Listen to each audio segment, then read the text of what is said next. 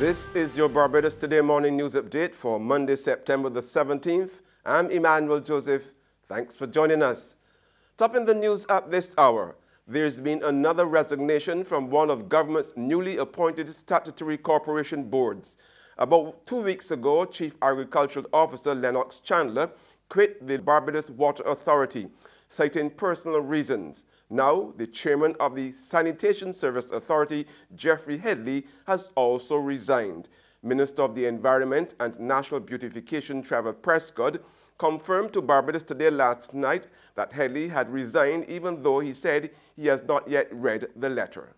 He has resigned, and all I have done so far is to indicate that I wish him well in any new, any new endeavor, and indicate that we really appreciate his contribution during the time that he worked with us, and there's nothing that we can add to it. You know, people always ask why. That's always the $1 million question. If the resignation said why? No, I'm not. As far as I haven't said, I have not heard. I have not read it as yet. The message has been conveyed to me through one of my senior officers, and most likely those things will come first to my permanent secretary. Meanwhile, Minister Prescott has praised the private sector for assisting government in getting Phase 2 of government's national cleanup program off the ground in Britain's St. Michael over the weekend. Over 5,000 pounds of material was removed, with 7 trucks collecting bulky waste and more than 5 derelict cars vacating lots. We had a little over 40 vehicles that we had on schedule to move. So we might not get all of them off today, between yesterday and today, but the job will continue. But there are 2 days of hard work. In other news now, one of the bargaining agents for the nurses in Barbados will today launch an attack on the issue of assault and abuse against its members. The Barbados Nurses Association is using the facilities at the Queen Elizabeth Hospital to start a series of fora to also address abuse against patients.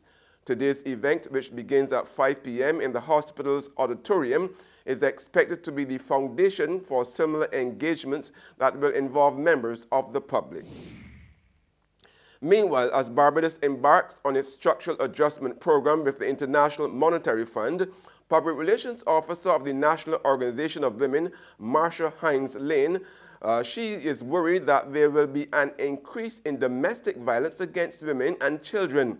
Hines-Lane was speaking to Barbados Today on the sidelines of an economic consultation with Minister in the Ministry of Finance, Ryan Strawn, and leading feminist economist, Dr. Peggy Antrobus.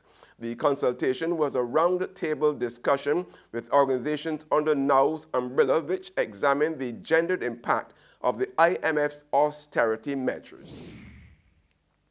The new Miss Universe Barbados, Megan Theobalds, is expected to continue celebrating her victory today. Theobalds beat out 8 other contestants during the hour and 45-minute pageant Saturday night at the Lloyd Erskine Sandiford Center. She was all smiles as the 2017 Miss Universe Barbados, Leslie Chapman Andrews, crowned the newest title holder. First runner-up was Sherry Samuels, and second runner-up was Megan Michaels. The Miss Universe 2018 is scheduled to be held in Bangkok, Thailand. In the big sports story now, defending champions Trinbago Knight Riders are the 2018 Hero Caribbean Premier League kings. The Knight Riders easily overtook the Guyana Amazon Warriors score of 147 to win by 8 wickets and retain the title before a noisy carnival-style home crowd at the Brian Lara Academy Stadium in Trinidad last night. There's regional and international news after this short break. BIT's Central Bank Meets Blockchain Conference is the only conference in the world that brings together regulators, governments, and private entities to discuss how they might work together using blockchain to make a positive impact on the lives of the people in the Caribbean. We are so proud to host this forum, which allows for constructive dialogue and engagement because it recognizes the transformative potential of distributed ledger technology and the work that BIT is doing in the region.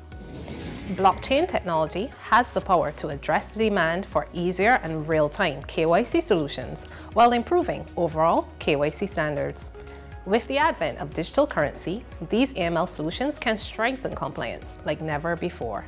We have an excellent lineup of speakers, including our keynote speaker, the Honourable Mia Mottley, Prime Minister of Barbados, the Honourable Alden McLaughlin, Premier of the Cayman Islands, Dr. Jack Meaning, economist from the Bank of England, Therese Turner-Jones, the General Manager for the Caribbean Division of the IDB, and many more noteworthy speakers who you don't want to miss.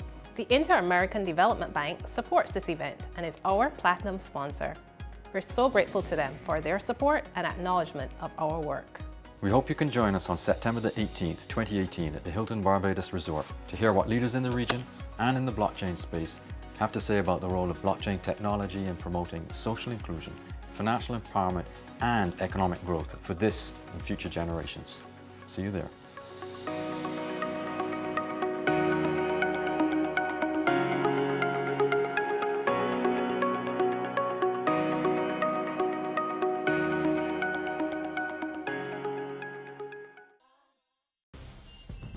We're back with news from the region now. Police in Jamaica say the rate of murders continues to drop.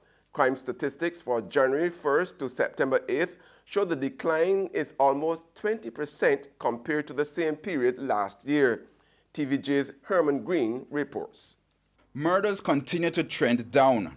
Figures released earlier this week by the Constabulary Force show there were 219 fewer murders, a 2% decline for the year so far up to September 8. Still, 902 homicides were recorded, among the figures 34 children. By all indications, the enhanced security measures are having an impact.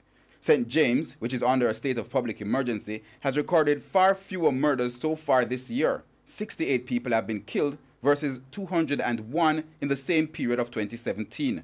Shootings are also down in the parish, falling from 157 last year to 74. In the Kingston Western Division, where Azoso is in effect, murders and shootings are down as well. 63 people have been killed, down from 75 last year, and shootings down from 98 to 53. And on the international scene, a super typhoon made landfall in China's Guangdong on Sunday, the country's most populous province, after wreaking havoc in Hong Kong and Macau and killing potentially more than 50 people in the Philippines. We pick up the story in this Reuters report. A super typhoon crashed into the coast of China on Sunday after swirling past Hong Kong and leaving a trail of deadly destruction in the Philippines. With winds of up to 125 miles per hour, tropical cyclone Mangkhut is considered to be the strongest to hit the region this year. And it's left carnage in its wake. More than 24 dead in the Philippines, mostly in landslides. Among the victims are a baby and a toddler, authorities said, while others remain missing. On Sunday, Mangkhut skirted around 60 miles south of Hong Kong, where the highest number 10 typhoon signal was raised. Ferocious winds battered the city, uprooting trees and smashing windows, shaking high-rise buildings and flooding roads. It made landfall on China's southern Guangdong province later on Sunday, after barreling past the gaming center of Macau. There, casino gambling has been halted, and China's People's Liberation Army is on standby for disaster relief. And that's news and sports, but for the very latest, visit our website at www.barbadostoday.bb. Now you can also subscribe to our e-paper, email updates, or like us on Facebook, and sign up for breaking news alerts via WhatsApp. We are also on Izumi Media in bus terminals, as well as Screenplay at supermarkets and gas stations near you. You can also hear us on Mix 96.9 FM. I'm Emmanuel Joseph. Have a fantastic day.